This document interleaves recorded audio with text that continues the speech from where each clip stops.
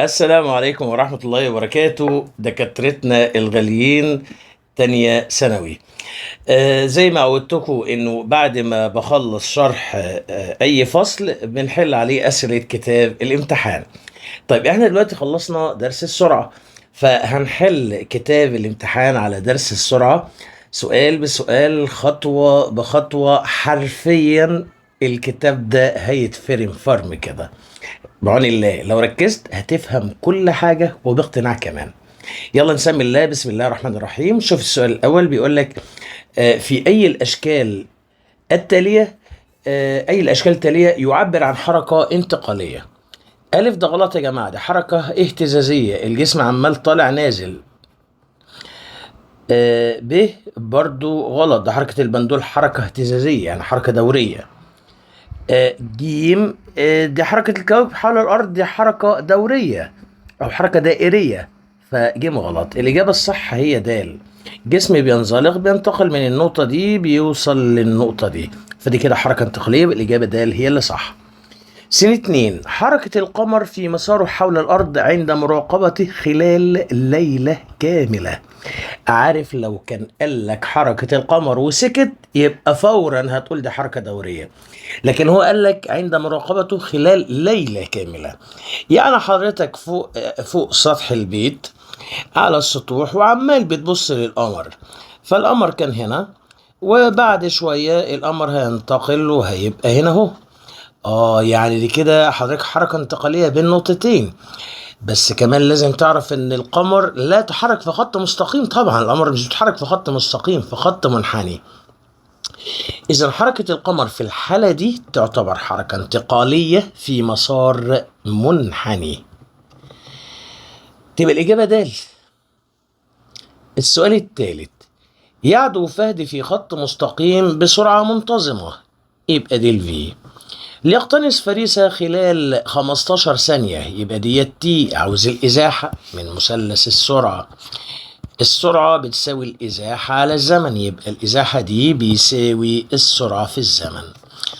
السرعة بكام؟ السرعة ب10 والزمن 15، فده هيديلك 150 متر، يعني الإجابة جيم. طيب السؤال الرابع بيقول لك تتحرك سيارة على طريق مستقيم بحيث تعبر الكيلو 170 في اتجاه مدينة الغردقة الساعة 8 صباحا، ثم تعبر الكيلو 5 الساعة 10 صباحا، فإن السرعة المتوسطة بتساوي كام؟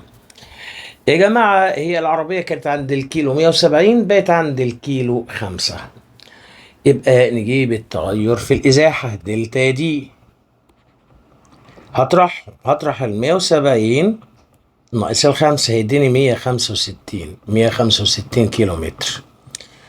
طيب والتغير في الزمن دلتا تي ده هي كانت الساعة 8 وبقت الساعة 10، فهطرحهم يبقى 10 ناقص 8 هيدي لك الاتنين، 2 ساعة. طيب ما هي السرعة في بيساوي دلتا دي على دلتا تي، يعني هتقسم 165 على الاتنين، دي هتدي لك 82.5 والوحدة كيلو متر لكل ساعة. بس كل الاختيارات بالمتر لكل ثانية، ولا يهمك يا غالي اضرب في 5 على 18، يعني تمسك 82.5 دي وتضرب في 5 على 18، ده يديلك 22.9 متر لكل ثانية، تبقى على طول الإجابة د. ولحد دلوقتي الأسئلة ماشية زي الفل، سهلة ما فيهاش أي حاجة. السؤال 5 بيقول لك إذا كانت المسافة بين الأرض والشمس يبقى دي، وسرعة الضوء في الفراغ يبقى دي في، فإن الزمن الذي يستغرقه ضوء الشمس برضو من مثلث السرعة الفي بيساوي دي على تي، المسافة على الزمن، يعني لو عايز الزمن تي يبقى مسافة على سرعة. طيب مسافة على سرعة، المسافة 1496 في 10 أس 5 على السرعة في 3 في 10 أس 5، ادي هتروح مع دي، اقسمهم على بعض بالآلة الحاسبة هيدي لك 498 علامة ستة ستة ستة ستة ستة. خد رقمين بعد العلامة، لما تاخد رقمين يبقى 498 علامة، تاخد الستة دي. طب الستة دي لأ، اللي جنبها تديها واحد تبقى سبعة، يبقى 498 وسبعة وستين من 100. الإجابة دي موجودة فين؟ موجودة في الاختيار الجيم. ده كان السؤال 5. خش يا غالي على السؤال 6. أي من الأشكال التالية يمثل المنحنى الإزاحة والزمن لجسم يتحرك في خط مستقيم بسرعة غير منتظمة؟ غير منتظمة. ألف ده غلط، ألف ده كده ده جسم ساكن، يعني السرعة بتساوي صفر. ب ده خط مستقيم، يبقى دي سرعة منتظمة. ج خط مستقيم برضه سرعة منتظمة. د هي اللي صح لأنها طالعة منحنى، أي حاجة غير الخط المستقيم تبقى سرعة غير منتظمة. ده كان السؤال 6. تعال بقى نشوف السؤال 7. الشكل البياني يمثل العلاقة بين الإزاحة والزمن لجسمين، جسم اسمه A وجسم اسمه B. عاوز ايه؟ عاوز النسبة بين سرعتيهما، سرعة الجسم A على سرعة الجسم B. ده رسم بياني، يبقى هتقول السرعة بتساوي الميل، او هتقول السرعة بتساوي المسافة على الزمن ولا الإزاحة على الزمن، عيب عليك، ده رسم بياني. يبقى السرعة بتساوي الميل. طيب الميل هنا مش مديلك زوايا، مديلك ارقام على محور س وصاد. طب ما فيش ارقام في رموز ولا يهمك، ما هي رموز زي ارقام. طب تعالى كده نجيب سرعة الجسم ايه. سرعة الجسم ايه، ما السرعة بتساوي الميل. ادي الجسم ايه، ادي الخط بتاعه اهو، ماشي. خد رقم من صاد اقسمه على الرقم اللي قصاده من س، يعني كام؟ 3 دي زيرو على التي زيرو. طيب نفس الكلام هات سرعة الجسم بي، ما هو برضو بيساوي الميل. فين الجسم بي؟ مطلع لك الخط ده.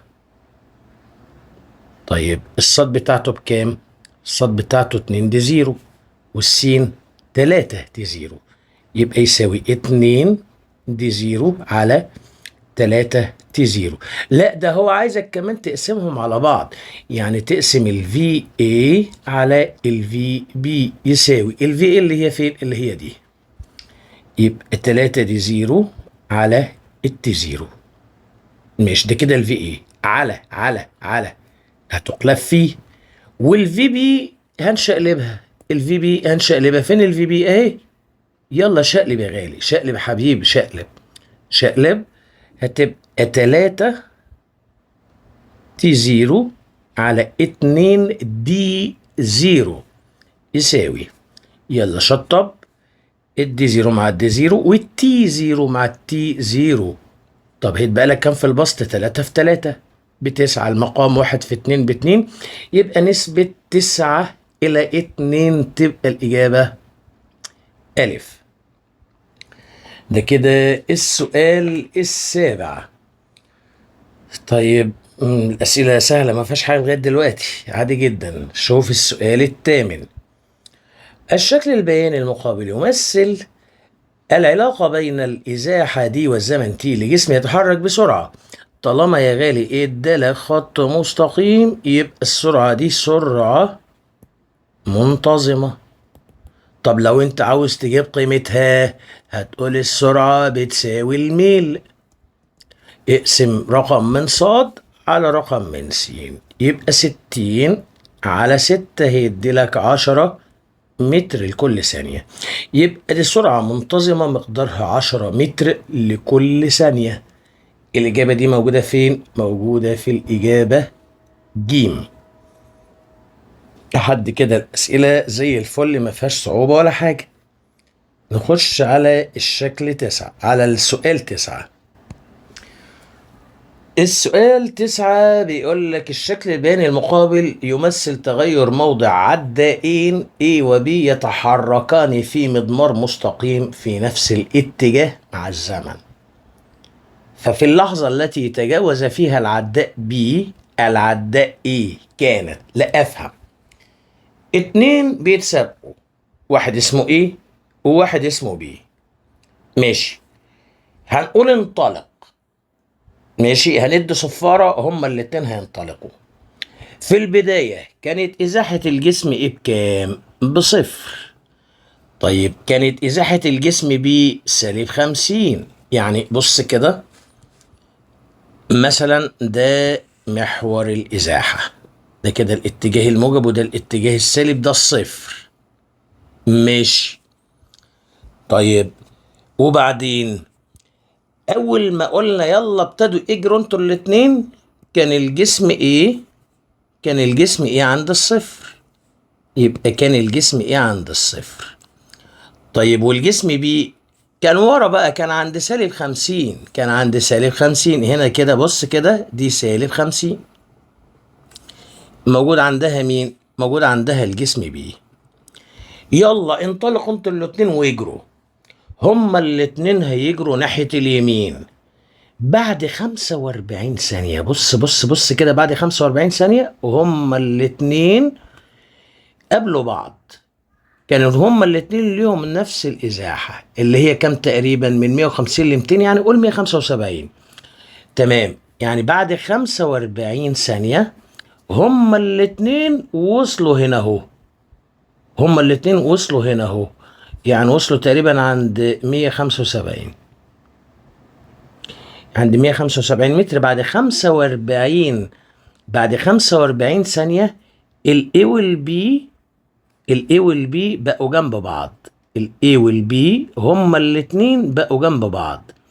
طب تستنتج من كده ايه؟ يعني بص كده، الاي وصل لحد هنا خد 45 ثانية، البي من هنا لحد هنا برضو خد 45 ثانية. معنى كده ان الواد بي ده ايه؟ ده حريف، ده حريف قوي. واضح انه سرعة بي كبيرة لدرجة ان هو كان متأخر عن ايه وحصله هنا اهو. معنى كده انه بي بيمشي بسرعة كبيرة، يبقى سرعة بي اكبر من سرعة ايه. تمام، يبقى اكيد انه سرعة بي اكبر من سرعة ايه، لدرجة انه حصله هنا. ده استنى كمان.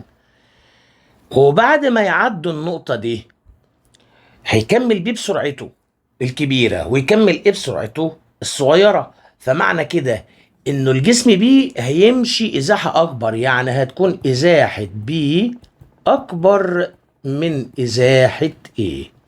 هتكون ازاحة بي اكبر من ازاحة ايه. ما هو البي ده اساسا ده وقت حريف قوي، ده كان يعني بص كده، ده هو كان قبل الايه بيجي 50 متر ومع ذلك حصله. معنى كده ان البي بيمشي بسرعه كبيره، يعني ده مش هيحصله بس، ده بعد ما يحصله هيسبقه. بعد ما يحصله هيسبقه. يبقى سرعه بي اكبر وازاحه بي اكبر. تبقى الاجابه ب هي اللي صح. طب في حته السرعه دي انا ممكن ممكن افهمها لك بطريقه تاني، بطريقه الميل. بص كده، سرعة A وسرعة B، السرعة بتساوي الميل، يبقى هنجيب ميل B وميل A. طب والميل هجيبه ازاي؟ عن طريق الزاوية. بص كده، دي الزاوية بتاعت B، تمام، ودي الزاوية بتاعت A. أكيد الزاوية بتاعت B أكبر، يبقى زاوية B أكبر، يبقى ميل B أكبر، يبقى سرعة B أكبر. تمام، ده بالنسبة للسرعة. طيب برضو بالنسبة للإزاحة، البي اللي هو الخط الأحمر، ماشي، فده الخط الأحمر واصل لحد هنا، أما الخط الأزرق واصل لحد هنا. يعني الخط الأحمر بتاع بي هتكون إزاحته أكبر من الإيه. تمام، يبقى كده خلاص قلنا الاختيار ب هو اللي صح. طيب تعال نشوف السؤال 10. السؤال 10 بيقول لك الشكل المقابل يوضح مسار كرة قدم تم ركلها بين 3 لاعبين على أرض ملعب، فإذا تحركت الكرة من اللاعب A إلى اللاعب B في زمن قدره 1.2 ثانية، يبقى من A ل B الكرة خدت 1.2 ثانية. طيب عاوز ايه بقى؟ عاوز مقدار السرعة للكرة بين الموضعين. ما خلاص يعني، طب ما دي محتاجة كلام يعني. ما السرعة بتساوي المسافة على الزمن. المسافة عندك 18 والزمن 1.2، اقسمهم على بعض هيديك 15. يبقى الإجابة د. يبقى السرعة من A ل B تبقى 15 متر لكل ثانية. تمام. طيب رقم 2، عايز الزمن اللازم لتحرك الكرة من اللاعب B للاعب C بنفس مقدار السرعة. يعني من B تروح لسي كده اهو بنفس السرعة، بنفس السرعة اللي احنا حسبناها في واحدة اللي هي 15. يعني من بي لسي السرعة 15 متر لكل ثانية. عاوز بقى زمن يا غالي من مثلث السرعة دي، مش محتاجة كلام اهي. ادي مثلث السرعة، السرعة بتساوي المسافة على الزمن. انت عاوز الزمن، يبقى الزمن بيساوي المسافة على السرعة. المسافة مديها لك بكام؟ مديها لك هي ب21. طب والسرعة 15، يبقى 21 على 15. طب 21 اقسمهم كده، 21 على 15 هتدي لك 1.4 ثانية. دي موجودة في الاختيار ألف. كده خلصنا سؤال 10. تعالى بقى نشوف سؤال 11. سؤال 11 بيقول لك ايه؟ يعدو شخص، يعني في شخص يعدو يعني يجري في مسار مستطيل، فأكمل دورة كاملة في زمن 100 ثانية. يعني ادي المستطيل اهو، وهو ابتدى مثلا من هنا، فضل ماشي ماشي ماشي ماشي، كمل دورة كاملة، يعني رجع لنفس النقطة. يعني نقطة البداية هي نقطة النهاية. بيقول لك أنا عايز مقدار السرعة المتوسطة. طالما قال سرعة وسكت يبقى مقصود بها سرعة متجهة، وطالما رجع لنقطة البداية مرة أخرى يبقى السرعة المتجهة دي بتساوي 0. انت لو ما طلعتهاش كده واتلخبطت، فانت تاريخ كنت بتحسب ايه؟ كنت بتحسب اكيد السرعة القياسية. هتقول ايه لو انت حبيت يعني تحسب السرعة القياسية؟ يعني بعد المستطيل الطول والعرض 40 و50، يعني دي مثلا 40 ودي 50، هتبقى هنا 40 وهنا 50. يبقى المسافة كلها على بعض هتروح مجمعهم 40 و50 و40 و50، يعني كام؟ 99 هيدي لك 180. والزمن كله بيساوي 100. ورحت قلت انت السرعة المتوسطة بيساوي المسافة الكلية اللي هي 180 على الزمن الكل 100، هتدي لك 1.8. بس الكلام ده لو طلب منك سرعة قياسية، لكن كان المطلوب سرعة متجهة. قلت لك طالما قال سرعة وسكت ما حددش يبقى يقصد بيها سرعة متجهة، عشان كده الإجابة هتكون 0. ده كان السؤال 11. يلا بينا بقى نشوف السؤال 12. سؤال 12 بيقول لك ايه؟ في الشكل المقابل اذا استغرق الضوء للوصول من النجم الى كوكب الفا ربع ساعة، واستغرق ساعة كاملة للوصول من النجم للكوكب بيتا، فإن البعد بين مداري الكوكبين يساوي نقط. خلي بالك في ناس ممكن تغلط، هي فاكرة ايه؟ الناس اللي غلطانة تفتكر يحسب المسافة بين الكوكبين. لا، هو مش عايز المسافة ما بين الكوكبين، هو مش عايز المسافة دي خالص. امال عاوز ايه؟ عاوز البعد بين المدارين. البعد بين المدارين، ماشي؟ عايز البعد بين المدارين بتاع الكوكب، بتاع الكوكبين، يعني عايز المسافة دي. طيب واحدة واحدة. بيقول لك ايه؟ بيقول لك ان الضوء استغرق ربع ساعة علشان يوصل للكوكب ألفا. معنى كده ان الضوء هيوصل عند المدار بتاع ألفا في ربع ساعة. يعني وصل عند ألفا هنا في ربع ساعة، يعني الضوء هيوصل من هنا لهنا هياخد ربع ساعة. طيب وهيوصل لبيتا، بيتا هنا اهو هياخد ساعة كاملة. يعني بص بص كده، ادي المدارين اهو، ادي المدار بتاع ألفا وادي المدار بتاع بيتا وادي النجم. من هنا لهنا أخد ربع ساعة. ده فين؟ ده في مدار ألفا. ومن هنا للمدار التاني أخد ساعة كاملة. المدار ده كله علشان يوصل علشان يوصل الضوء من هنا لحد المدار بتاع بيتا أخد ساعة كاملة. يبقى من هنا لهنا ربع، من هنا للآخر ساعة. معنى الكلام ايه؟ معنى الكلام ان الضوء اخد كام علشان يوصل من هنا لهنا؟ اكيد اخد 3/4 ساعة.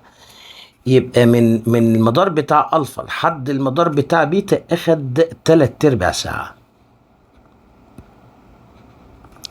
طب هو عايز ايه؟ هو عايز المسافة بقى ما بينهم. تمام، يعني انا لما احل كده هقول انه الزمن من المدار بتاع الفا لحد المدار بتاع بيتا 3/4 ساعة. يعني 3/4 الساعة فيها 60 دقيقة، والدقيقة فيها 60 ثانية.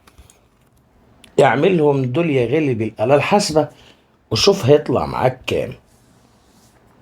لو عملتهم بالآلة الحاسبة هيطلع معاك 2700 ثانية. تمام. طيب قول لي بقى، يعني الضوء علشان يوصل من ألفا، من مدار ألفا يروح لمدار بيتا أخد 2700 ثانية. طب أساسا سرعة الضوء مدالك بكام؟ ما هي 3 في 10 أس 8.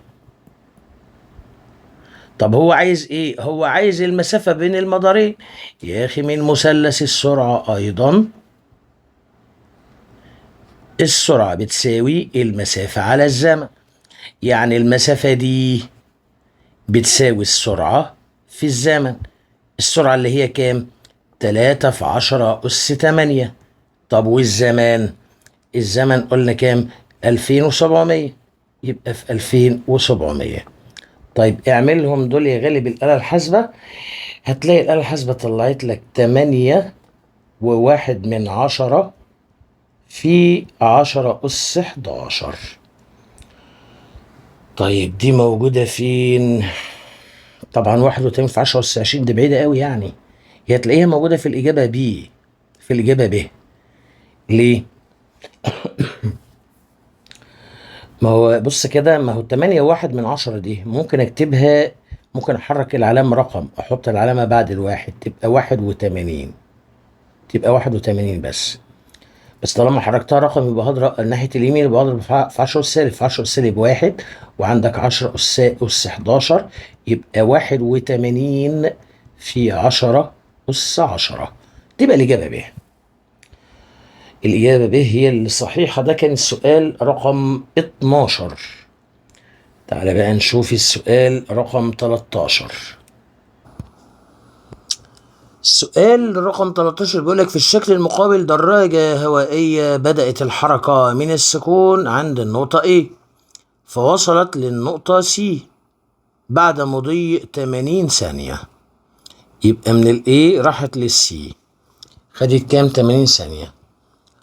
طيب ما خلي بالك بس من الرسم علشان في لخبطة، لو مركزتش قوي هتتلخبط.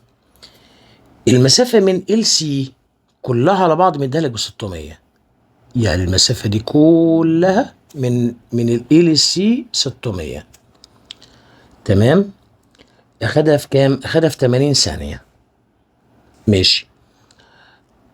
وتحرك باتجاه معاكس حتى توقف عند B خلال 20 ثانية. طيب يعني هو راح كده من ال LC وبعدين رجع للبي، ومديلك المسافة بين البي والسي 200. بين البي والسي 200. طب يبقى كده المسافة من البي بكام؟ 400.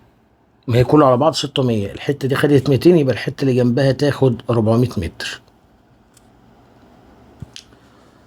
تمام. فإن عاوز ايه؟ عاوز مقدار السرعة المتوسطة للدرجة الهوائية من 0 لحد 80 ثانية.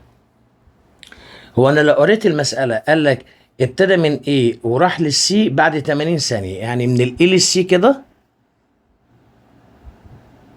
اخد 80 ثانية.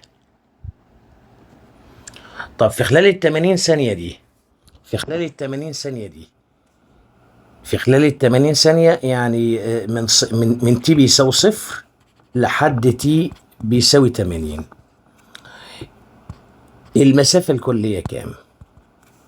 المسافة الكلية اللي هي 400 وال200 يعني 600. طب والزمن؟ الزمن بكام؟ الزمن ب80، 80 ثانية. طيب يبقى كده السرعة المتوسطة، المسافة الكلية على الزمن الكلي يعني 600 على ال80. طيب يعني صفر مع صفر ف60 على 8 ده هيديلك 7.5 متر لكل ثانية. يبقى السرعة المتوسطة في خلال 80 ثانية طلعت معانا 7.5 متر لكل ثانية. طيب في خلال الرحلة كلها اقرا كده المسألة. هو قال لك راح من ال سي خد 80 ثانية، وبعدين لما رجع للبي اخد 20 كمان. يبقى بص كده خلال الرحلة كلها، خلال الرحلة كلها. طيب ابتدى من عند ايه؟ يبقى ايه دي نقطة بداية، يبقى هنا دي نقطة بداية، والبي هنا نقطة نهاية. ماشي. يبقى الإزاحة يا جدعان المسافة المستقيمة من نقطة البداية لنقطة النهاية، يعني المسافة من A ل B، من A إلى B. طب من A إلى B يعني كام؟ يعني 400. ماشي. طب والزمان؟ هو يا جدعان من ال LC 80 ثانية وبعدين رجع خد 20 ثانية، فالزمن الكل هنا عبارة عن ال80 وزود عليهم ال20 يعني 100 ثانية. تمام. طيب من الاتنين دول يبقى الفي داش بيساوي الازاحة الكلية 400 على الزمن الكلي. الزمن الكلي بكام؟ الزمن الكلي ب100. طيب كده صفرين مع صفرين هتدي لك 4 متر لكل ثانية. يبقى خلال الرحلة كلها تبقى 4 متر لكل ثانية. يبقى الإجابة هنا 7.5 وهنا 4. 7.5 وهنا 4 دي موجودة في الاختيار د. ده كان السؤال كام؟ السؤال 13. يلا بينا بقى نشوف السؤال اللي بعده، سؤال 14. سؤال 14 يا جماعة بيقول لك في مباراة لكرة القدم كانت الكرة ثابتة في أحد أركان الملعب على بعد 50 من أحد اللاعبين ويجري نحوها بسرعة 3 متر، وكان هناك آخر على بعد 35. احنا لو رسمناها هتسهل علينا كتير. يعني أدي الكرة أهي، ماشي، وكان في لاعب بعيد عن الكرة 50 متر، ده اللاعب الأول، وكان بيجري عليها بسرعة كام؟ بسرعة 3 متر لكل ثانية، وكان في لاعب آخر على بعد 35 هنا مثلا. يبقى أهو على بعد 35 متر، يبقى ده اللاعب التاني، وكان بيجري على الكورة بسرعة كام؟ بسرعة 2 متر لكل ثانية. يا ترى مين هيوصل قبل التاني؟ طب ما تيجي نحسب الزمن بتاع الأول عشان يوصل للكورة، ونحسب الزمن بتاع التاني عشان يوصل للكورة. طب أحسب الزمن إزاي؟ من مثلث السرعة. السرعة في بيساوي المسافة على الزمن. ماشي. يعني أنا لو عايز الزمن يبقى المسافة على السرعة. تعال نجيب الزمن بتاع اللاعب الأول، مسافة على سرعة. مسافة بتاعت الأول ب50 على سرعته ب3. طب دي هتدي لك 16.67 ثانية. ماشي. طب هات الزمن بتاع التاني. الزمن بيساوي المسافة على السرعة. المسافة 35. والسرعة ب2. طيب 35 على 2 هيدي لك 17.5 ثانية. يبقى مين اللي هيوصل الأول؟ اللي هيوصل الأول اللاعب الأولاني، لأن أخدها في 16 ثانية وشوية. يبقى اللاعب الأول يصل أولا. يبقى اللاعب الأول يصل أولا. طيب عارف اللاعب التاني هيوصل بعديه بقد إيه؟ اطرح الاتنين دول من بعض. اطرح 17.5 ناقص 16.67 ده هيطلع معاك كام؟ هيطلع معاك 83 ثانية. يعني اللاعب الأول هيوصل الأول، وبعد 83 ثانية هيوصل اللاعب التاني. طيب يبقى كده أنهي إجابة صح فيهم؟ يبقى اللاعب الأول ماله؟ هو اللي هيوصل الأول. يبقى إجابة ج دي مستبعدة. يبقى اللاعب الأول مش بيوصل بعد، اللاعب الأول مش بيوصل بعد، يبقى دي مستبعدة. يبقى اللاعب الأول يصل قبل اللاعب الثاني بزمن 83 ثانية. تبقى الإجابة دي هي اللي صح.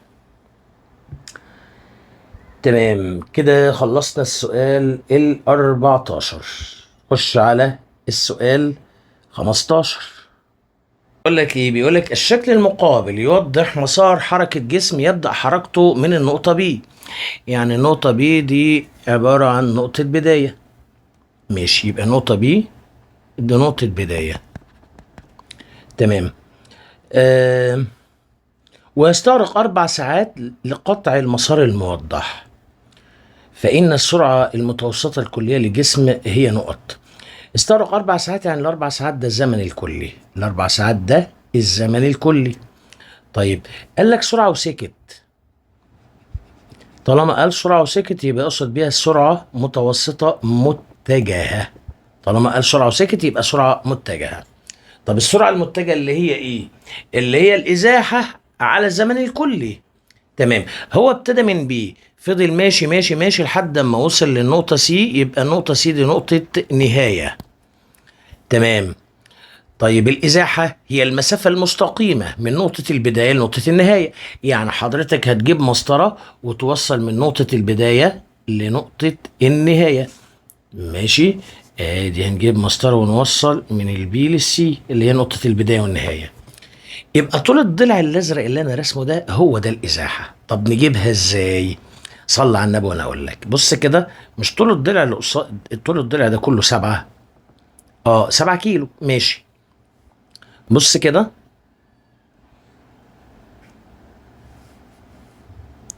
ودي كمان دي 2 كيلو. تبقى دي كام؟ تبقى دي 2. اجيب استيكه معلش. تبقى دي كام؟ تبقى دي 2 كيلو. ماشي. طيب اللي فوقيها الحته دي ب1 كيلو، يبقى اللي قصادها هنا 1. تمام. طب مش هو كله ب7؟ الحته دي بكام؟ 1 و2 ب3 كيلو. يبقى الحته اللي تحتها بكام؟ ب4، لانه كلها على بعض ب7. تمام. يبقى الحته دي ب4 كيلو. معنى كده ان طول الخط الازرق ده عباره عن 4 كيلو متر. يبقى الازاحه ب4 كيلو متر. تمام. يعني كده الازاحه الكليه بيساوي 4 كيلو متر. طب الزمن الكلي 4 ساعات. يبقى الفي داش ما هو عباره عن الازاحه الكليه على الزمن الكلي، يعني 4 كيلو متر على 4 ساعات هتدي لك 1 كيلو متر لكل ساعة. طب ده المقدار. والاتجاه دايما يا جدعان الاتجاه من نقطة البداية لنقطة النهاية. مش ادي نقطة البداية اهي، وادي نقطة النهاية اهي. يبقى هتمشي من البداية للنهاية، يبقى هتمشي لتحت كده اهو، يعني هتتجه جنوبا. يبقى 1 كيلو متر لكل ساعة جنوبا. دي موجود الإجابة في الاختيار د. طب ده كان السؤال 15. تعال نشوف السؤال اللي بعده، سؤال 16. السؤال 16 بيقول لك الشكل البياني المقابل يمثل علاقة بين الإزاحة والزمن لأربعة طلاب A و B و C و D عن موضع مدرستهم والزمن T. أي من الطلاب كان يتجه مسرعا نحو المدرسة؟ يعني حضرتك دي ادي المدرسة اهي، ماشي، وادي الطالب اهو. عايز طالب من الأربعة، عايز طالب من الأربعة يتجه نحو المدرسة. طب خلي بالك، كون ان هو يروح نحو المدرسة كل ما يقرب الإزاحة تقل، كل ما يقرب الإزاحة تقل، كل ما يقرب ناحية المدرسة، كل ما يقرب ناحية المدرسة كل ما يقرب الإزاحة تقل، يقرب ناحية المدرسة الإزاحة تقل، يقرب ناحية المدرسة الإزاحة تقل. يعني أنا عايز واحد منهم الإزاحة بتاعته تقل، بس هو ده المطلوب مني. طيب بسم الله الرحمن الرحيم. الطالب دي مستبعد تماما، ليه؟ لأن خطه مستقيم موازي لمحور السينات. فالطالب دي ده ماله؟ الطالب دي ده جسم ساكن، يعني سرعته بصفر. طيب وهستبعد ايه كمان؟ هستبعد الطالب سي. ليه؟ بص كده، الطالب سي العلاقة ما بين الإزاحة والزمن، ادي الإزاحة وادي الزمن. الطالب سي مطلع خط مستقيم كده، يعني معنى كده ان الإزاحة كل مدى بتزيد بتزيد بتزيد. لا، ده انا عايز الإزاحة تقل، عشان كده ده مستبعد. وكمان هستبعد بي. ليه؟ ادي البي اهو، ادي علاقة ما بين الإزاحة والزمن، وكان عامل لي خط منحنى كده. طب ما هو ده معناه برضه ان الازاحه كل مدى بتزيد بتزيد بتزيد، يبقى ده كمان مستبعد. ما قداميش غير مين؟ الايه. اشمعنى الايه؟ ليه الايه؟ ايه السبب؟ الحقيقه في سببين مش سبب واحد. الجسم ايه؟ ادي العلاقه ما بين الازاحه والزمن اهي، ادي الازاحه وادي الزمن، وكان مطلع المنحنى ده. اولا بسم الله الرحمن الرحيم، الازاحه كل مدى بتقل بتقل بتقل بتقل. ما هو ده اللي احنا عايزينه، يبقى ده السبب الاولاني ان الازاحه بتقل. كمان في سبب تاني، هو بيقول لك ايه في السؤال؟ كان يتجه من مدرسته مسرعا ثم سار على مهل. يعني كانت في الاول سرعته كبيره وبعدين بقت سرعته صغيره. تعالى هات مثلا عند زمن مثلا 1 ثانيه، شوف السرعه بتاعته، اطلع فوق عند النقطة دي، اعمل مماس. عملت مماس، ماشي. طيب بعد مثلا 3 ثواني كان هنا، اطلع فوق نقطة، اعمل مماس. عملت مماس. شوف انهي من المماس اكبر. طب اشوفه ازاي؟ هات زاوية يا جدع، اعمل خط افقي اهو، اعمل خط افقي اهو، ماشي. الزاوية كانت صغيرة، هنا بقى الزاوية قلت. الزاوية كانت عفوا الزاوية كانت كبيرة وبعدين بقت صغيرة، قلت. يعني الزاوية قلت، يعني الميل قل. طب ما هو الميل بيساوي السرعة، يبقى السرعة قلت. تاني، الزاوية كانت كبيرة وبعدين الزاوية قلت، يعني الميل كان كبير وبعدين قل. يعني السرعة كانت كبيرة وبعدين قلت، يعني كان يتجه مسرعا ثم سار على مهل. يبقى كده عندي سببين مش سبب واحد.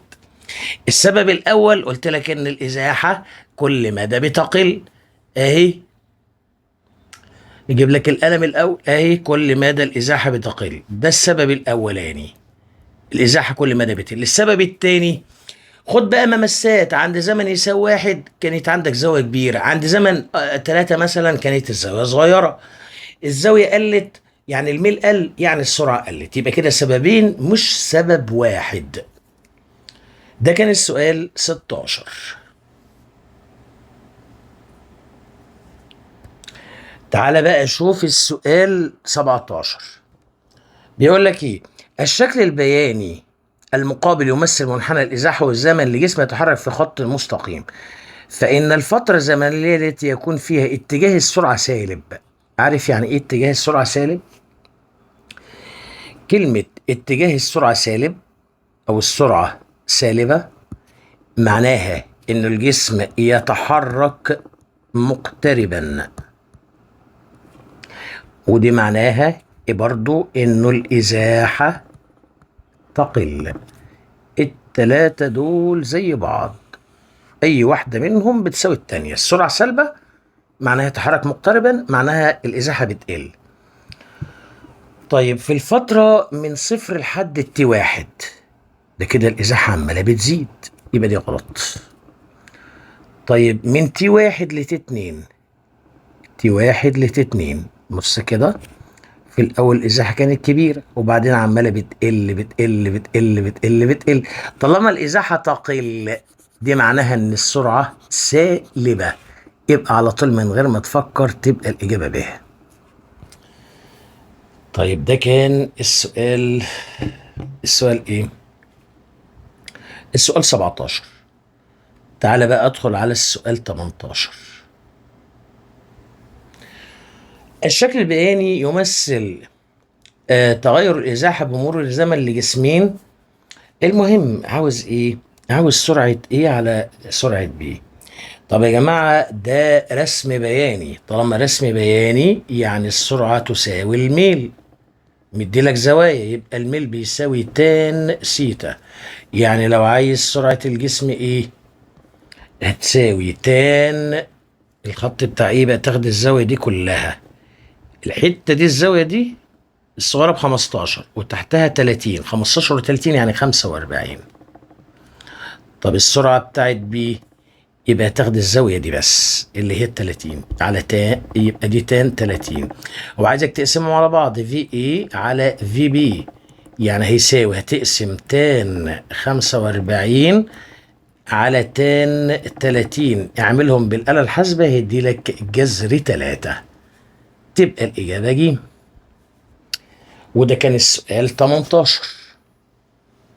تعال بقى نشوف السؤال اللي بعده، سؤال 19. السؤال 19 يا جماعة، الشكل البياني المقابل يمثل منحنى الإزاحة والزمن لفتاة تقود دراجة على طريق مستقيم.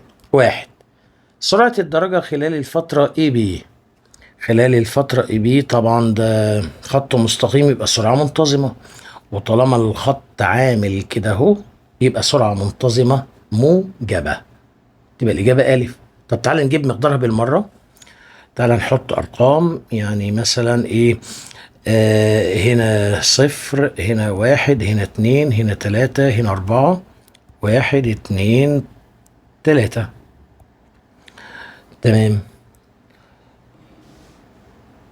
طيب لو حبينا نجيب السرعة تبقى إيه في خلال الفترة من ال بي، يبقى في خلال الفترة من ال بي هتبقى السرعة بتساوي واحد اتنين تلاتة، يبقى كام على كام بقى، تلاتة على واحد. أيوة تلاتة على واحد، ما هنا التلاتة قصادها واحد، يبقى تلاتة على واحد فيها التلاتة. ماشي. طيب اتنين، سرعة الفتاة خلال الفترة من بيل سي.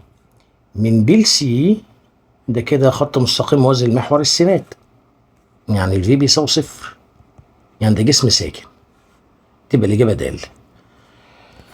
طيب سرعة الفتاة خلال الفترة سي دي.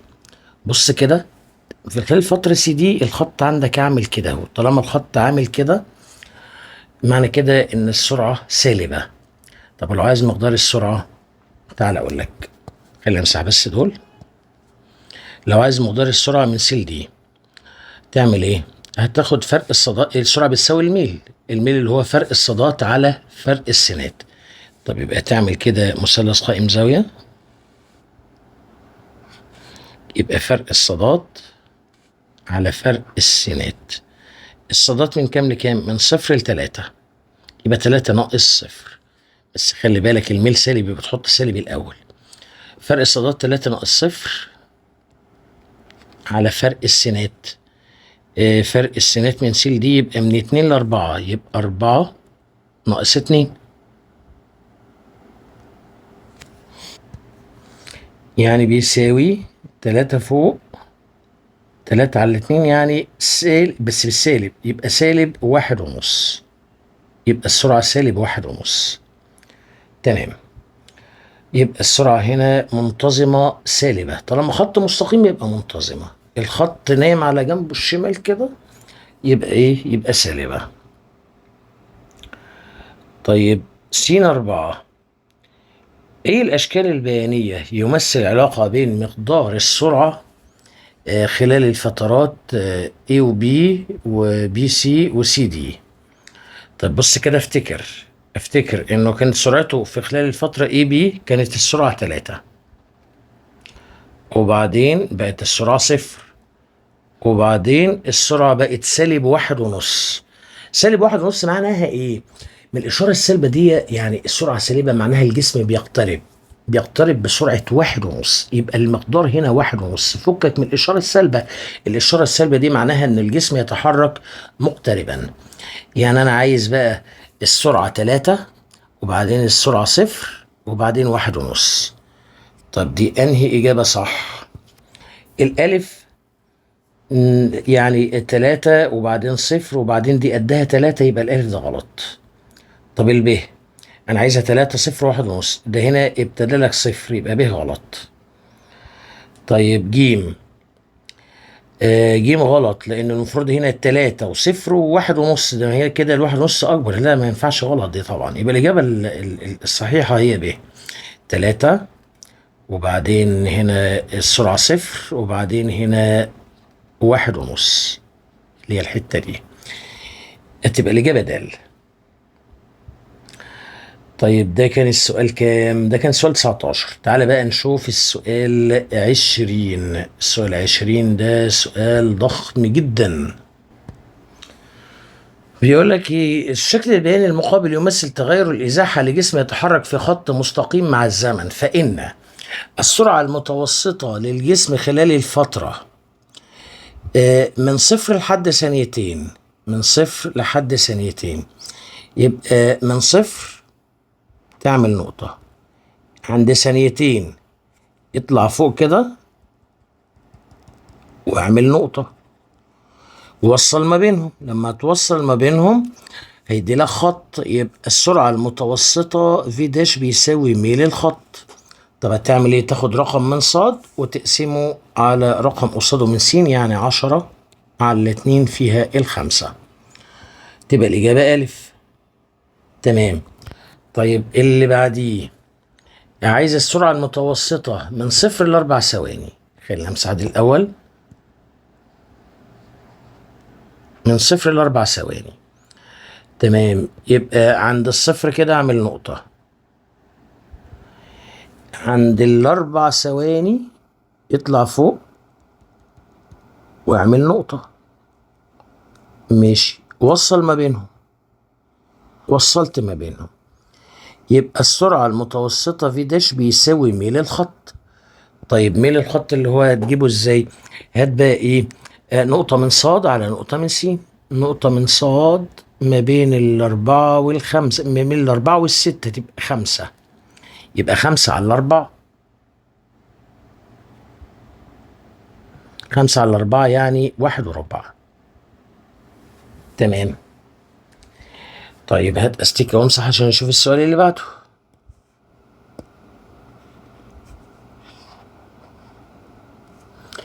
السؤال اللي بعده عايز السرعة المتوسطة من 4 ثواني ل7 ثواني. طب دي ازاي؟ عند ال4 ثواني اطلع فوق اعمل نقطة، عند ال7 ثواني انزل كده تحت واعمل نقطة، وصل بقى ما بين النقطتين، اعمل خط بقى ما بين النقطتين، يبقى ادي الخط اهو. ماشي، يبقى كده السرعة المتوسطة بتساوي ميل الخط الأزرق. طيب ميل الخط الأزرق ده هتجيبه ازاي؟ واضح كده انه الميل سالب يا جماعة، طالما الخط عامل كده اهو يبقى الميل سالب. الميل موجب لما يكون الخط عامل كده، لكن الخط عامل كده يبقى الميل سالب. يبقى بسم الله الرحمن الرحيم الميل سالب، يعني هتحط سالب هنا الأول، وبعدين هتقول فرق الصادات على فرق السينات. طب دي ازاي هتعملها؟ تعالى اقول لك. بص كده، هتعمل مثلث قائم زاويه. ماشي اهو.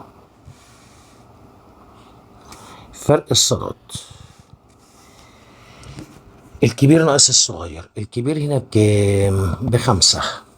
ماشي، الكبير ب5 يبقى 5 شرط الكسر الأول. 5 ناقص الصغير بكام هنا؟ بسالب 6. يبقى 5 ناقص -6 على فرق السينات. فرق السينات من كام لكام؟ من 4 ل7. من 4 ل7 يبقى 7 ناقص 4. طيب فوق هيدي لك 5 ناقص 6 يعني 11. 11 على كام؟ 11 على 3. بس في سالب، يبقى سالب 11 على 3 يساوي. دي هتدي لك 3 و6 يعني 367 بالسالب. السرعة سالبة يا جماعة. يبقى الإجابة دي موجودة في الاختيار ج. ماشي، هتأستيك بقى وامسح واشوف السؤال اللي بعده. ماشي،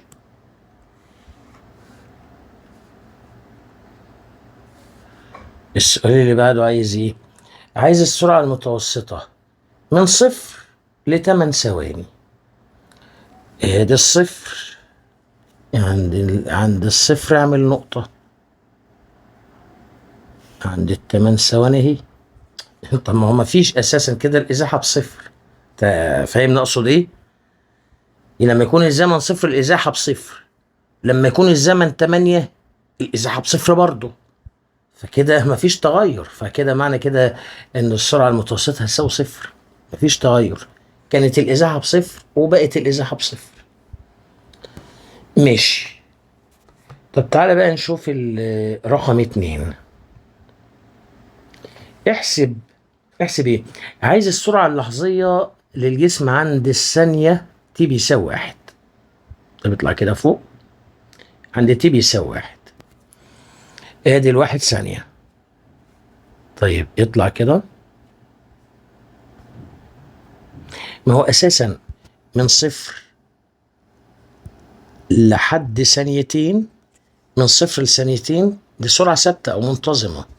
يعني من تي بيساوي 0 لحد تي بيساوي 2 دي سرعة منتظمة يعني ثابتة. طيب احسب السرعة الثابتة في خلال الفترة دي. يبقى هتقول 10 على 2.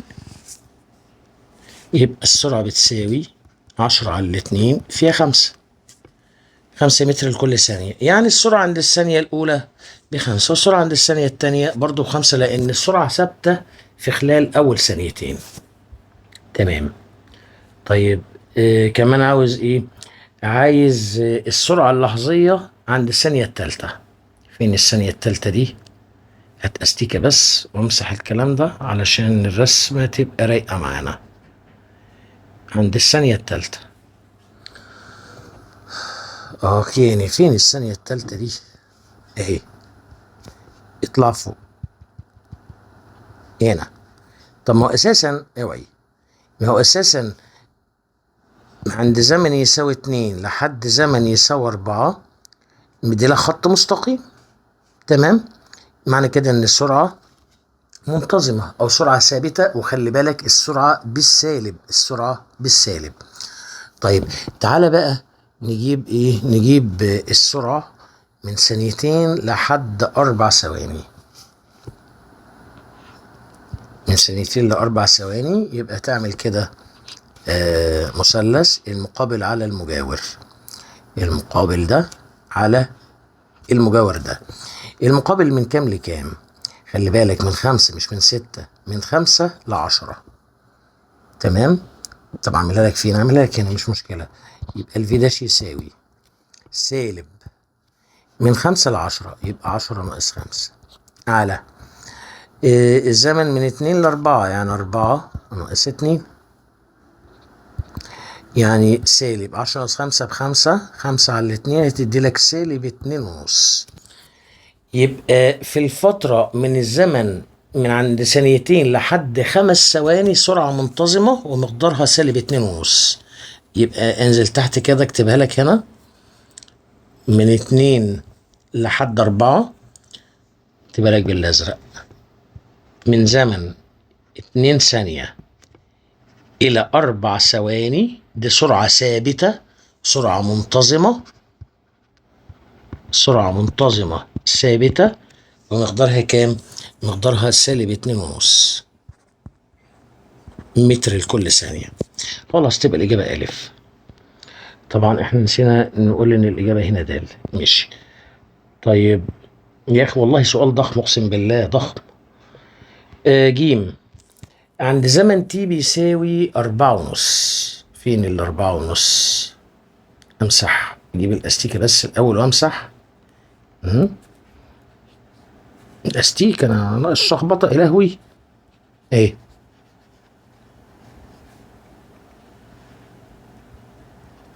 عند زمن كام؟ نسيت. عند زمن كام تي بيساوي 4.5؟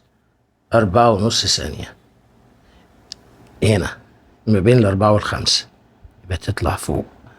يبقى هتطلع فوق ادي ال4.5، يبقى هنا يطلع فوق.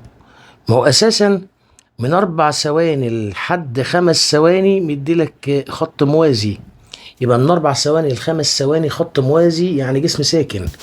يبقى اساسا اقول له انه من 4 ثواني لحد 5 ثواني ده جسم ساكن، يعني السرعة بتساوي 0. فتبقى الإجابة ج. يا مسهل الحال يا رب. ونخلص السؤال الغيتت قوي ده. دال عند تي بيساوي 7.5 ثانية. 7.5 ثانية. استنى بقى، استنى. فين 7.5 ثانية؟ هات استيكة. استيكة. فين 7.5؟ 7.5 اوعى كده. ادي ال7 قبل ال8 هنا اهو. طب ما هو اساسا من 7 ثواني ل8 ثواني مديلك الخط ده، يعني سرعة منتظمة، صح؟ اه صح. سرعة منتظمة يعني سرعة ثابتة. طب تعالى نجيب الميل بتاعها. هجيبه ازاي؟ هتعمل ايه؟ تعمل مثلث قائم زاوية اهو كده. طب اجيب لك الميل، اكتب لك فين؟ اكتب لك هنا على الشمال. طب ثواني. طب كده الميل موجب ولا سالب؟ ما هو طالما الخط عامل كده هو معناه ان الميل موجب. خلاص الميل موجب، يبقى الفي داش بيساوي ميل الخط، ميل الخط الازرق اللي انا عامله، فرق الصادات على فرق السينات. الصادات هنا من كام لكام؟ من 0 لحد -6. من 0 لحد -6، الكبير ناقص الصغير، يبقى 0 ناقص 6 على فرق السينات. فرق السينات من كام لكام؟ اللي هي الحتة دي، اللي هي من 7 ل8. يبقى 8 ناقص 7، يبقى فوق 0 ناقص 6 ب6، 8 ناقص 7 ب1، يعني هيديلك 6 متر لكل ثانية. تمام. يبقى أقول له كده عند زمن 7.5 معايا، من زمن 7 ثواني إلى 8 ثواني، دي سرعة منتظمة ثابتة ومقدارها 6 متر لكل ثانية بالموجب. بالموجب يعني الإجابة هتبقى ب. بس كده خلصنا السؤال الرخم ده، يخرب بيتك سؤال غتيت. خش بقى على اللي بعديه. 21. سؤال 21 عاوز ايه بقى؟ بيقول لك طريق صحراوي، المسافة بين كل عمودين متتاليين 70 متر، والشكل المقابل يوضح تغير موضع سيارتين A و B تتحركان على الطريق خلال 5 ثواني. في خلال 5 ثواني عايز النسبة ما بين سرعة A لسرعة B في خلال 5 ثواني. طيب العربية A اللي هي العربية الحمراء من هنا وصلت هنا اهو، خدت 5 ثواني. طب والمسافة عبارة عن عمودين يعني 70 متر. يبقى المفروض ان سرعة العربية ايه بتساوي مسافة على زمن. مسافة على زمن يبقى كام على كام؟ يبقى 70 على 5. دي فيها ال 14 متر لكل ثانية. طب هات سرعة العربية بي. البي كانت هنا وبقت هنا اهو، في خلال كام؟ في خلال 5 ثواني برضو. المسافة اللي مشيتها عبارة عن المسافة بين العمودين، يعني 70 و70. يبقى المسافة 70 و70 تبقى 140. يبقى مسافة على زمن يبقى 140 متر على 5 ثواني، فيها 28 متر لكل ثانية. يا أخي عايزك تقسمهم، اقسم. يبقى الفي اي على الفي بي بيساوي 14 على 28، ده يدي لك نص. بس كده تبقى الإجابة ب. طيب يلا بقى نروح لإيه؟ للسؤال 22.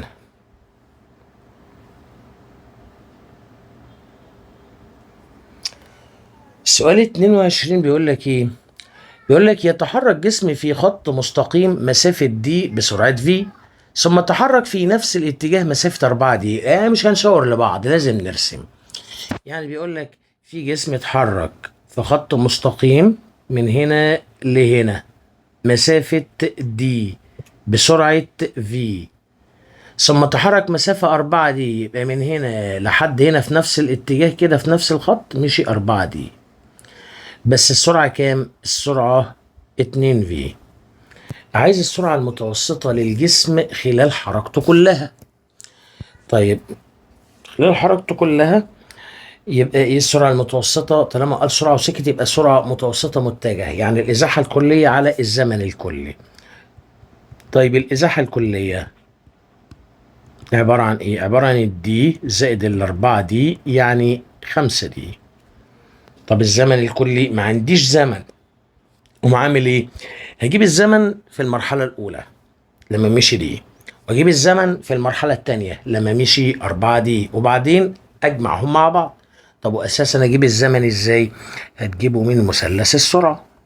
ماشي. السرعة بتساوي الازاحة على الزمن. يعني لو عايز الزمن يبقى الزمن بيساوي الازاحة على السرعة، يبقى الزمن يساوي ايه؟ الازاحة على السرعة. طب هات الزمن في المرحلة الاولى. الازاحة على السرعة، الازاحة دي والسرعة في، يبقى دي على في. طب هات الزمن في المرحلة الثانية. الإزاحة على السرعة، الإزاحة بأربعة دي والسرعة 2 في، يبقى 4 دي على 2 في. نختصر على الاتنين فيها الاتنين تبقى 2 دي على في. طيب الزمن الكلي اجمعهم بقى مع بعض.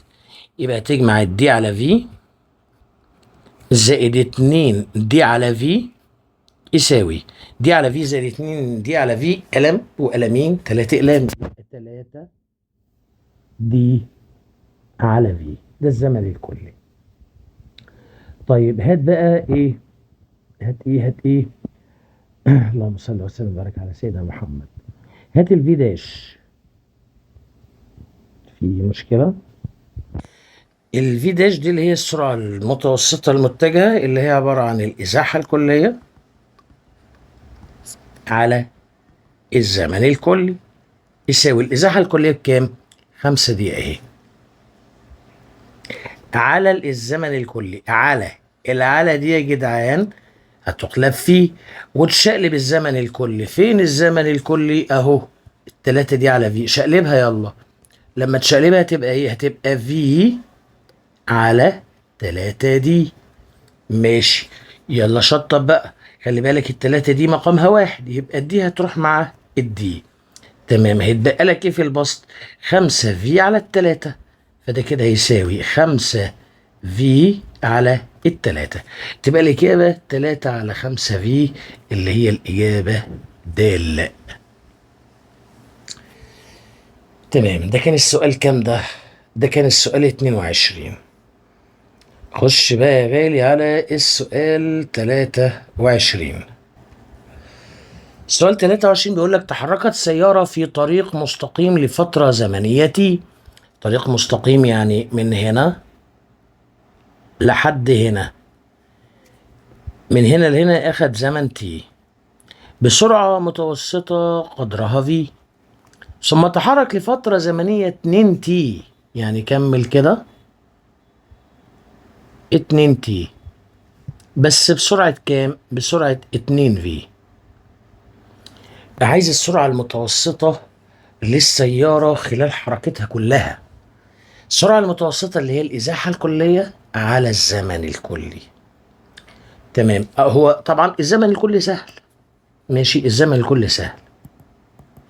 الزمن الكلي اللي هو تي و2 تي يعني 3 تي. احنا بس ما عندناش الإزاحة الكلية. طيب بسيطة، نجيب الإزاحة في الفترة الأولانية لما مشي لفترة زمنية تي، ونجيب الإزاحة في الفترة الثانية في خلال فترة زمنية 2 تي. طب ازاي اجيب الإزاحة؟ من مثلث السرعة. بص يا غالي، ادي مثلث السرعة اهو. السرعة بتساوي الإزاحة على الزمن. يعني الإزاحة بيساوي سرعة في زمن، يبقى الإزاحة بيساوي سرعة في زمن. طب يلا كده نجيب الإزاحة دي واحد في الفترة الأولى، سرعة في زمن، السرعة في والزمن تي، يبقى بيساوي في في التي. طب هات الإزاحة في الفترة الثانية، سرعة في زمن، السرعة 2 في والزمن 2 تي، يبقى 2 في 2 تي، 2 في 2 ب4 يبقى 4 في تي. يلا يا غالي هات بقى ايه؟ هات الإزاحة الكلية. اجمع، ادي واحد وادي 2 يبقى في تي زائد 4 في تي، يبقى في تي زائد 4 في تي، ده يدي لك 5 في تي. يلا بقى هات الفي داش اللي هي ايه؟ اللي هي الإزاحة الكلية على الزمن الكلي. الإزاحة الكلية بكام؟ اهي 5 في تي على الزمن الكلي 3 تي. تمام، يساوي طبعا ايه يا غالي؟ التي هتروح مع التي. طب هيتبقى لك ايه؟ هيتبقى لك 5 في على التلاتة، 5 في على التلاتة، تبقى الإجابة 5 على 3 في، تبقى الإجابة د. ده كان السؤال كام؟ السؤال 23. خش بقى على السؤال 24. يلا بقى نشوف السؤال 24 ده بيقول ايه. بيقول لك تتحرك سيارة في طريق مستقيم طوله 320 كيلومتر. تمام، يعني ادي مثلا، ادي الطريق ده كله 320 كيلومتر. هنا مثلا 320 كيلو، فقطعت 240 كيلومتر. يعني من هنا لحد هنا كام؟ 240 كيلومتر، 240 كيلومتر. طب يبقى الحتة الباقية دي كام؟ كلها 320 مش كده؟ خدت منها 240 يبقى 320 ناقص 240 هيتبقى لك 80، يبقى الحتة دي 80 كيلومتر. بس خلاص، شكرا على كده. ماشي، كمل. ال 240 كيلومتر دي مشيتهم بسرعة 75 كيلومتر لكل ساعة، ثم نفذ منها الوقود فتوقفت لمدة زمنية كام؟ 6 من 10 ساعة حتى تم تزويد السيارة بالوقود، ثم أكملت باقي الرحلة بسرعة 100 كيلومتر. يعني في 80 كيلومتر مشيت بسرعة 100 كيلومتر لكل ساعة حتى وصلت لنهاية الطريق، فيكون مقدار السرعة المتوسطة للسيارة خلال الرحلة كلها. طب السرعة المتوسطة اللي هي الإزاحة الكلية على الزمن الكلي، صح كده؟ أيوة صح كده. طيب الإزاحة الكلية كام؟ هتجمع بقى اللي هي 240 زائد 80 اللي هي في الأصل 320 كيلومتر اللي هو مديها لنا أساسا هنا، يبقى دي الإزاحة الكلية. طيب الزمن الكلي أجيبه إزاي؟ بص كده، هجيب الزمن في المرحلة الأولى واجيب الزمن في المرحلة الثانية واجمعهم مع بعض. تمام. طيب اجيب الزمن من مثلث السرعة اهو. السرعة بتساوي الازاحة على الزمن، يبقى الزمن بيساوي ازاحة على سرعة. يبقى الزمن بيساوي ازاحة على سرعة. تعال نجيب الزمن في المرحلة الأولى. الإزاحة على السرعة يعني 240 على 75. 240 على 75. طيب دي فيها كام؟ هتطلع معاك فيها 3.2 ثانية. طب هات الزمن في المرحلة التانية. إزاحة على سرعة يبقى 80 على 100. يبقى 80 على 100 فيها 8 من 10، مش ثانية دي، ساعة، أنا آسف، ساعة. يبقى 8 من 10 ساعة. تمام. لا استنى، انت لما هتيجي تحسب الزمن الكلي هتحسب التي واحد والتي اتنين والفترة اللي العربية عطلت فيها اللي هي كام؟ اللي هي 6 من 10 ساعة. تمام. يبقى كده هتقول انه الزمن الكلي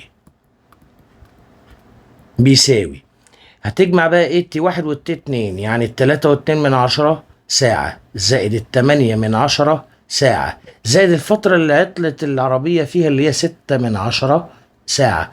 جمعهم على بعض كام دول؟ دول 3، دول 4، 4 و6 من 10، يبقى 4 و6 من 10 ساعة. وبعدين هتقول الفي داش هيساوي الإزاحة الكلية على الزمن الكلي. يساوي الإزاحة الكلية بكام؟ أهي 320 على الزمن الكلي 4 و6 من 10. طيب اقسمهم دول على بعض وشوف يطلع لك كام. طيب أنا عملتها دلوقتي بالآلة الحاسبة وطلعت معايا 69 علامة عشرية 565. تمام. هو عايز رقمين بعد العلامة، فالخمسة دي تدي اللي جنبها 1، يعني تقريبا 69 5 و57%. طيب دي موجودة في الإجابة إيه؟ في الإجابة ألف، في الاختيار ألف. تمام. كده 24 بالسلامة يا حبيبي. خش على السؤال 25.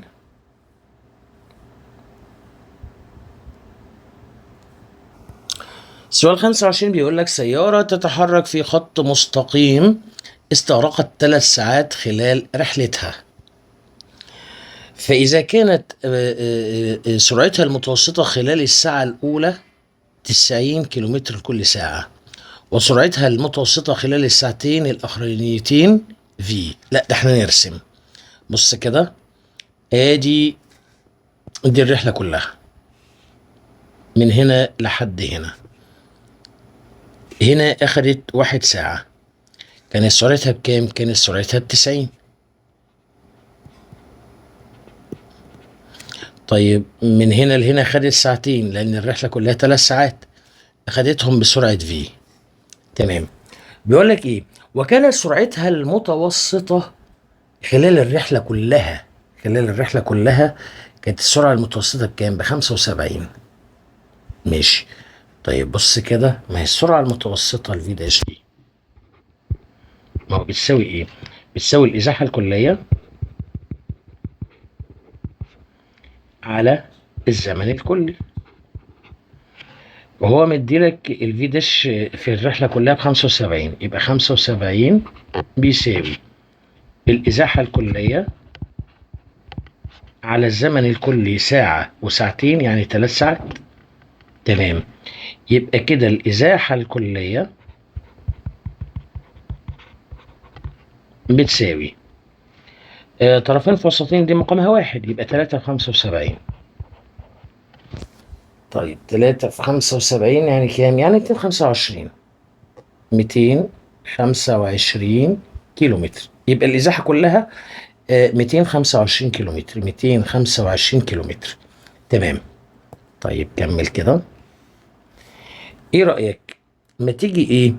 ما تيجي نجيب الإزاحة في الفترة الأولى من هنا لهنا. الإزاحة دي بكام؟ ما هو من مثلث السرعة، السرعة بتساوي الإزاحة على الزمن.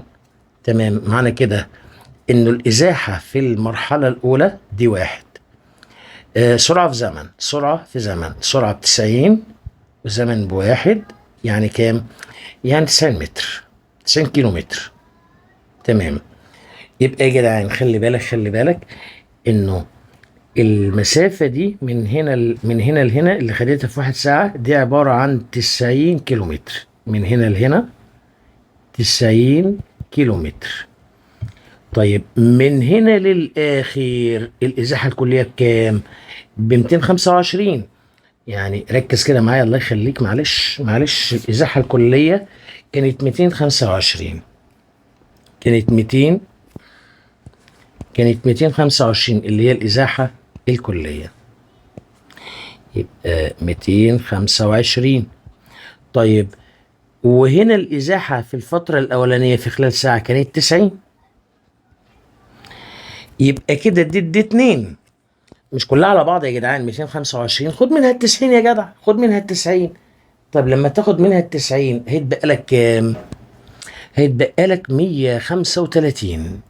يبقى هيتبقى لك هنا 135، يعني من هنا لهنا الإزاحة دي أو المسافة دي 135 كيلو متر.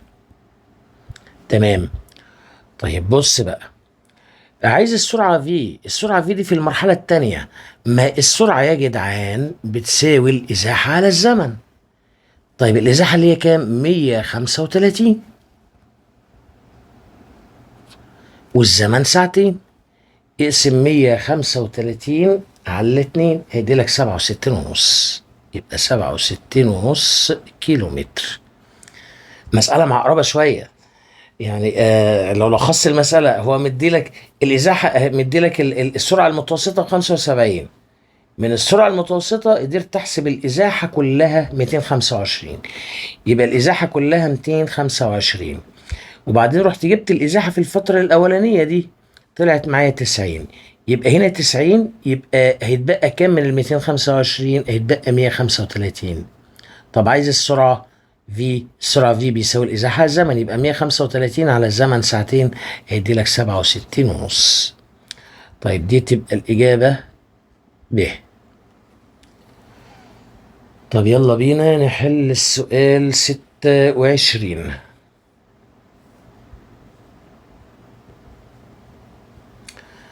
السؤال 26 بيقول لك ايه؟ جسم يتحرك في خط مستقيم لمدة دقيقة بسرعة 10 ثم دقيقة أخرى بسرعة 20. نرسمها.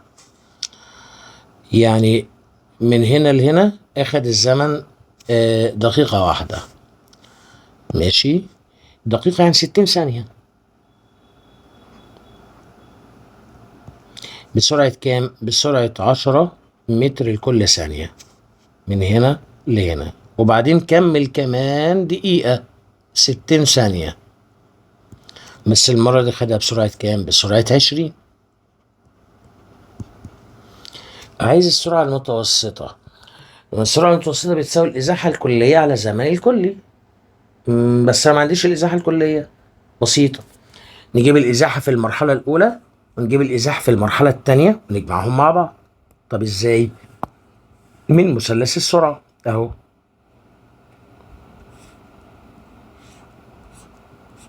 السرعة بتساوي الإزاحة على الزمن، فبالتالي الإزاحة بتساوي سرعة في زمن. يبقى الإزاحة في المرحلة الأولى سرعة في زمن، السرعة ب10 والزمن ب60. يبقى 10 في 60 يدي لك 600 متر. تمام. طب هات الإزاحة في المرحلة الثانية. سرعة في زمن، سرعة 20 وزمن 60. يبقى 20 في 60 بكام دي؟ ب1200 متر. يلا يا غالي هات الإزاحة الكلية، اجمعهم مع بعض. 600 زائد 1200 هيدي لك 1800 متر. تمام. يلا هات الزمن الكلي. 60 ثانية و60 ثانية يدي لك 120 ثانية. هات الفي داش، الإزاحة الكلية على الزمن الكلي. يبقى 1800 على 120، صفر مع صفر. اقسم لي 180 على 12 تطلع فيها الكام؟ تطلع فيها 15. تطلع ب15 متر لكل ثانية. هتبقى الإجابة ألف. ماشي. يلا بقى نشوف آخر سؤال.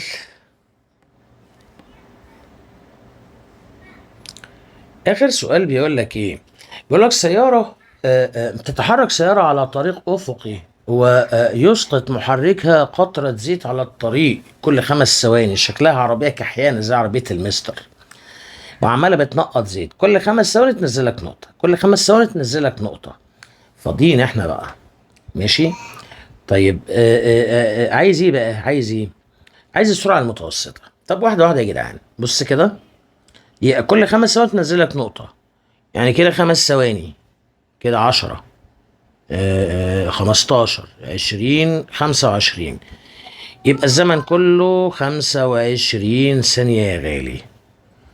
طيب والمسافة الكلية بكام؟ ب600. يبقى الفي داش بيساوي المسافة الكلية 600 على الزمن كله 25.